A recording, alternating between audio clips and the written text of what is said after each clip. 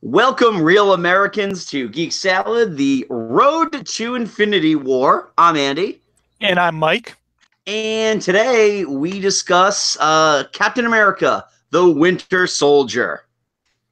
Oh, Um, this is a good movie.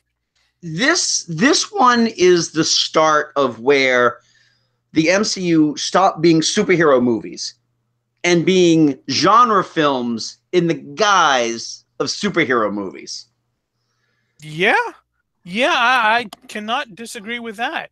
Right. This one, starting with the Winter Soldier, this is a '70s political thriller. Right down to Robert Redford. Right. Exactly. It is. It without a doubt. I know it's a lot of people's favorites, which is funny when you um when you consider that last week we talked about Thor: The Dark World, which wasn't as much of a favorite. No, I don't think that one's anyone's favorite. While this one is, I think, quite a few people's favorites actually. I think so. I think this might be Joe's favorite. I believe this is his favorite MCU movie. Um, I would not be surprised. Yeah, this definitely seems like a Joe type of movie. I I really enjoy this one. Now, when we discuss it a little bit later on, it's not it's not even my favorite Captain America movie, but there is very little to dislike about this movie, if anything at all. Oh yeah. It this was my favorite Captain America movie until one that, well, I just kind of give it away, didn't I? Well, yeah, we only have one other one to talk about, so that'll Yeah, happen in a few weeks, right? yeah. So anyway, let's just get started with what worked about this movie. It's gonna be this is gonna be the bulk of our episode right here. Yeah, But the thing that kind of jumps out most to me is the relationships between all of the characters. right. I mean, obviously Captain America is the central point, and Chris Evans has never played this role better than in this movie, I think. I agree. I feel like he's actually playing him as a real human being as opposed to like an idealized action figure. Oh, very much so. Um, it works because he works on both levels. He is the strong American hero, and you see that especially at the very beginning on that siege where he's fighting Batroc. Oh, I mean the whole assault on the boat. I mean, he's just running. It's just a constant action scene where he's just taking out everybody and then like snap, moving on, moving on, moving on, moving on. It is amazing. Yeah. But the stuff with Batroc when he's just like, I heard you're more than just a shield, and he like takes that to heart and he puts the shield on his back and he takes off the helmet and they just go fisticuffs. Yeah, it's kind of a small thing, but what I really love about that scene is the fact that when he takes off the helmet, his hair is kind of mussed up. I'm like, it's real. Yeah, not only that, but it's also this is the only helmet that he wears where the ears are prevalent. Well, other than the Avengers costume. Oh Yeah. yeah. Oh, you're right about that. Oh god, it's no, actually no. The ears weren't present in the Avengers costume. I mean, as much of an abomination as that costume was, I don't believe the ears popped out. No, but they were painted on there. Oh, you're thinking of something else. No, the wings are painted on. Oh, the ears. Oh, Ears, yeah. yes. Yeah, sorry. I heard ears. I was thinking wings. Right. No, this is the only helmet where the ears actually stick out, and then he takes it off, and I don't think we ever see him in it again. No, we see him when he's escaping from Shield. Okay. So I mean, Chris Evans works really, really well. His repartee with Scarlett Johansson as Black Widow is great. I mean, that's another really high point of this movie. Scarlett Johansson is just so damn good as Black Widow. Oh, I agree. I mean, this is the movie that I think made everyone start thinking, why don't we have a Black Widow movie? Yeah, and I think it's because primarily she really is an upper echelon secondary character. Yeah. I almost don't want her to have a movie. I wouldn't mind seeing a Netflix series with her. I would not disagree with that. Just like a kind of a Jason Bourne, James Bond type spy movie with her. Exactly, exactly. I mean, But what we saw in the beginning of the Avengers. right. They work really well off each other, which I think was great. This is, I think, Samuel L. Jackson's best interpretation of Fury. I think this is the best interpretation of him from the past and into the future. I don't think he's ever had another movie where he's a better Fury than this movie. No, this one is great because you do get a little more insight into him. He tells the story. He's in the elevator. He tells the story about his grandfather. And then he says, the last time I trusted somebody, I lost an eye. And you get to see that. You get to see that interaction with the other guys that have been in S.H.I.E.L.D. forever. I gotta say, I'm actually in the middle of watching it right now. It's on my TV right now. Yeah. And when he said that scene, when he said that the last time I trusted somebody, I lost an eye, I'm like, damn, we're gonna see that next year. Yes, we are. When Captain Marvel comes out. Yeah, we're gonna see what happens when he trusted someone and lost his eye. I wonder if Robert Redford's coming back. Damn. Yeah. We could. I got to tell you, I think Robert Redford worked really, really well because for an established big-timey movie star actor that Robert Redford is, he never once looked like this was a paycheck movie or he was embarrassed by doing it and he was just doing it for his grandkids. He really did feel like this was it. This was a big movie for him to be in. And honestly, you don't really kind of get the sense that, well, spoiler alert, he's the villain. Oh, but yeah. you don't really kind of get that feeling until maybe after he sends S.H.I.E.L.D. after him. But it's really not. You don't know for certain that he's the villain until he kills his housekeeper. Exactly. And that was it was a really good scene. And Robert Redford's a veteran of those 70s political thrillers. I mean, he was in all The President's Men. 3 Days of the Condor? Yes. And The Candidate. He's very, very good at doing that. So, I mean, I think casting him was an absolute coup. Absolutely. To get him in there. What's that? Anthony Mackie. Anthony Mackie. I couldn't remember his name for a second. Anthony Mackie as Falcon is great because he avoids the tokenism that Falcon has kind of been. Right. I mean, right from the very first scene of the movie, you get that like back and forth between Chris Evans and Anthony Mackie, and it's never that like Captain America is in charge and he's telling the Falcon what to do. It's never that. It's more they are fellow soldiers. They know how each other's kind of feeling at the time, and Sam Wilson, he respects Captain America. It's never oh yes sir, Captain America sir. It's I respect you. I know what you've been through. Right. And that great scene that they had at the very, very beginning where he talks about how Cap is adjusting because he's been frozen for 70 years and it's still about it's the pillow. Yeah. Yeah, the bed is like sleeping on a cloud. Yes, exactly. And it's like sleeping on a marshmallow. Yes. And it's just that thing that soldiers never change. And the fact is that Sam doesn't need Cap to become Falcon. The tech was there. He just needed to break in to get it. I love that. Like, to give him a good excuse to take it. I love that. It's like it's stuck in like this place that makes Fort Knox look like a peanut factory, and it's got all these guards and just Black Widow and Captain America looking at each other like, okay. And you don't even see that. You just skip ahead to he's got it. Right. And I think in terms of actors, Sebastian Stan did a great job with needing to do very, very little. Yeah, he is a threatening force, but every now and then you just get that essence that there is a lot more behind it. Right. And I love that there are moments when he kind of remembers, but he doesn't really remember.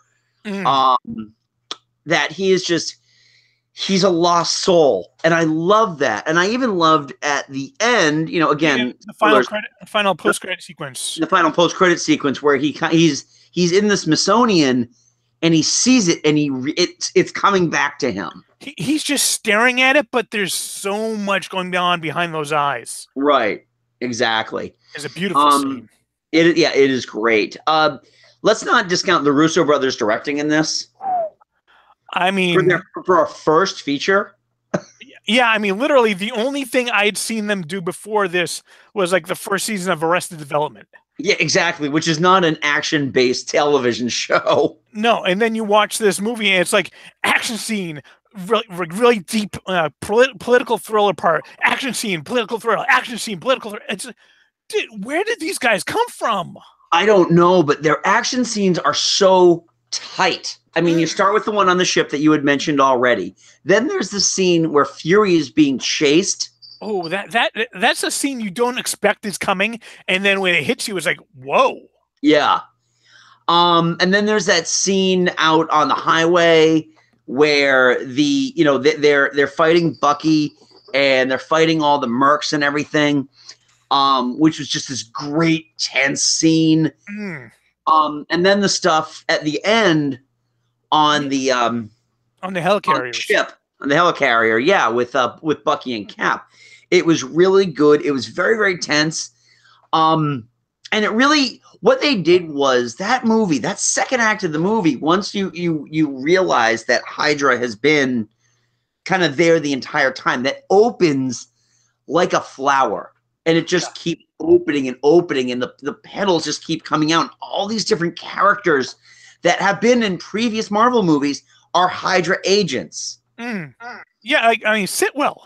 Yeah, Sitwell, exactly. I mean, you had an entire one shot where it was just Clark Gregg and Sitwell. Yeah, and Sitwell. And I'm like, you really like this guy, and then you find out, nah, he's been Hydra agent the entire time. Sitwell was also on a couple of episodes of Agents of S.H.I.E.L.D. Yes, he was, yeah. And that is, of all the kudos you can give the Winter Soldier, one of the biggest ones you can give it is that it made Agents of S.H.I.E.L.D. completely watchable.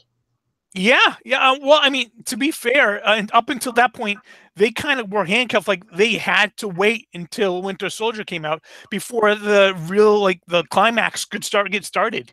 No, exactly. And I feel that I definitely feel that way because, I mean, they had focused so much on Deathstroke for the first, 2/3 of the season. And then it's like they waited 2 weeks. Winter Soldier comes out, and then all of a sudden, boom, they drop the Hydra bomb as well. And it made the series, gave the series a season and a half of life before they moved away from it. I mean, as far as I'm aware, the Hydra conceit of the MCU is done now. Well, it's been exposed. Yeah, it gets exposed at the end of Winter Soldier. So yeah, right. But there's still those characters. There's still leading up into Age of Ultron. You've still got Strucker. Yeah. So there's still plenty of Hydra going on there. But I think they did a really, really good job with that, and it's something that you don't see movies do when they're trying to tie into a television show. I mean, one thing we didn't mention about Thor: The Dark World is that they kind of did the same thing, but it was a really clumsy type of thing where there's this devastation, all this stuff happens in London, and they find another Asgardian who isn't in any of the movies. And he's played by Peter McNichol. Peter McNichol, exactly. They bring Lady Sif in because she doesn't have a burgeoning movie career. No, but she's got a burgeoning TV series now. Who is she? Oh, is she on? What is she on? What's that? The Blind Side, I think. Oh, that's her. Okay, I forgot. Which is why she wasn't in Ragnarok. Right. Yeah. Yeah. All in all, I mean, it was a really, really good, tight, solid action movie, and I think it does a great job fitting into a lot of the greater schemes of Marvel. Not so much the whole Infinity War thing, primarily because there's no Infinity Stones or anything like that. But what they do is, Marvel does this so much better than DC. The Easter eggs are so hard to spot for a lot of people. They're not just out there in the open. Well, I mean, they when they're interrogating Sitwell, he does drop the I think Bruce Banner and Stephen Strange. Yeah. And that got everybody talking. Yep. The stuff with Zola, with Arnim Zola, I thought that was really good because they found a way of doing Arnim Zola that didn't look anything like the comic book, because let's face it, the comic book looks stupid. But it's the same spirit of the comic book as well. Exactly. It's the big head on a TV, but it's not like in the guy's chest. Yeah, and what's great about that scene is that it seems like it's just a whole lot of exposition, like explaining. By the way, I've been stalling you. It's like, okay. So that's what the heroes usually do to the villains. This time they flipped it around. Yeah. No, I think they did a great job with that. Now, I know we have to ask this. What didn't work about the movie? This took some thinking. I'm really nitpicking here, but I liked Black Widow so much that I wish she had a larger role in the final climax. Yeah. She didn't really fit in all that well. Yeah, she took a bullet fighting Bucky in that second battle, and then they had to get her stitched up or whatever, and so she couldn't begin the fight. And, I get it, but I liked her so much I wanted more. Right. I feel that there was a point ending the second act into the third act that dragged a little bit. I mean, it's more just a pacing thing. There's that scene where they're in the mall and they go to the Apple store, and then they go off to the compound to find By the way, I've been Aaron. Yeah. And it's just one of those things that I remember seeing in the movie theater, and I just gotten off of work, so I was exhausted. And it's just like one of those things that, my eyes get a little heavy. I mean, I woke the hell up the second that the compound blew up, but it's just one of those things that I don't think it speaks so much to the quality of the movie more than it just speaks to the pacing was just, they have to take a breath, and I understand that. So it's not exactly a full negative. But by the way, Scarlett Johansson and Chris Evans are such excellent. I mean, they've been friends for since they were 12 or something like that. Really? Apparently, the scene some of their scenes together. I believe the one when they're in that truck and she's asking him, is that the first time you've had a kiss since 1945? I think a lot of that was actually improv between the two because they just had such great natural chemistry and connection. I don't doubt that at all. I truly do not doubt that at all. And that's really about it in terms of negative anything I have to say about it. I really I fucking hate the poster. The poster it's a generic poster. It's nothing special. Yeah, well, no, the issue with the poster isn't so much Cap or Fury or the fact that they left Falcon out completely. Most of the U.S. posters that had Black Widow on it had her kind of walking in this really unnatural pose, almost like she was going to get blown away by the wind. It's almost like that, it's like the first Avengers poster where everybody gets to be face forward except for her because she's got her back and her ass turned to the front because sex appeal. Because black vinyl.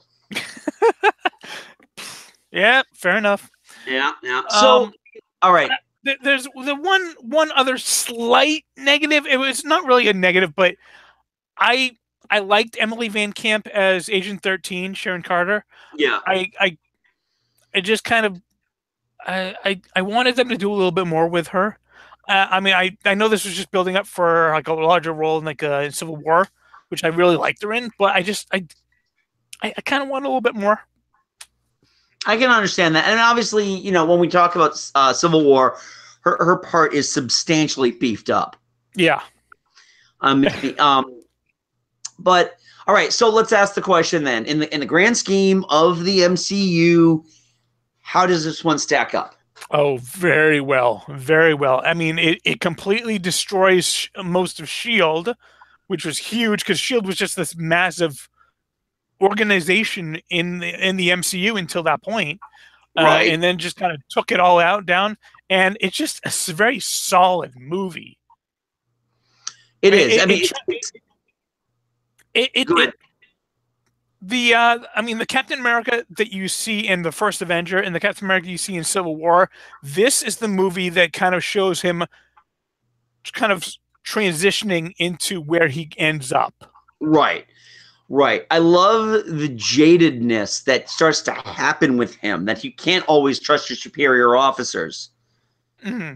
You can ask for the truth and you're going to get their side of the truth, but there's always stuff that's missing that you're going to have to figure out.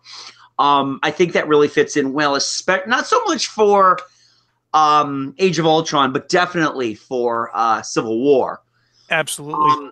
I think that it's just what it did too is because they decided instead of making Black Widow the Iron Man sidekick, she fits better as Cap's sidekick in what you would consider to be a sidekick. I would say more partner. Yeah, okay, that's a better term because they're definitely more on equal footing. Same thing with Falcon. But what they did was they started that cohesive gelling that will eventually turn into the newer Avengers that you see at the end of Age of Ultron and in Civil War. Yeah. I mean, all in all, it definitely turns the page, both in terms of how the entire Marvel universe, the Marvel Cinematic Universe, proceeds forward at this point, and it turns the page in terms of the maturity of the filmmaking that they're doing. Yeah, yeah. I think it definitely ranks very high on my list. Never going to take anything away from this movie. It is a great movie. This is my third favorite third favorite MCU movie so far. Okay. Well, yeah, there's always going to be a so far. There's going to be more. There's always going to be more. But yeah, this is my third favorite. Yeah. It was my second favorite, and then we got another movie. Okay, and I had to kind of sit back and think about this ranking again at some point. Maybe I'll come back to it. Yeah. But that brings us to next week. So next week we actually change genres for the MCU. Space opera. Oh God. And we're going to be talking about Guardians of the Galaxy. Sorry, I just got hooked on a feeling stuck in my head. Yep. So we're going to definitely talk all about that one. But if we missed anything on Winter Soldier, did you love it? Did you not love it? Are we off base on something? How does it rank up How does it rank up in the Marvel Cinematic Universe for you? Please comment below. Don't forget to give this video a like. Subscribe to Geek Salad here on YouTube. We have plenty of audio coming out. All of our podcasts, barring anything with licensing issues, gets posted on here. But you can also check out our audio episodes as well at geeksalad.podbean.com. You can access that through the app that gives you the full archive. That app is available on the Google Play Store and on the iTunes App Store. You can also check out our podcasts either on Stitcher or at the iTunes Store. And don't forget to follow us on Twitter at Geek Salad Radio or on Facebook at Geek Salad Podcast, or you can just drop us an email at geeksaladradio@gmail.com. Yep, pretty much. Man, you're so good at that. Thing. What's that? You're so good at that. I don't even need to say anything anymore. No, I know. And that's a sick thing. It's like, I have to remember to do it, and I'm just like rattling it off. So until next time, I'm Andy. And I'm Mike. Go forth and be nerdful. We'll talk to you later, and Excelsior!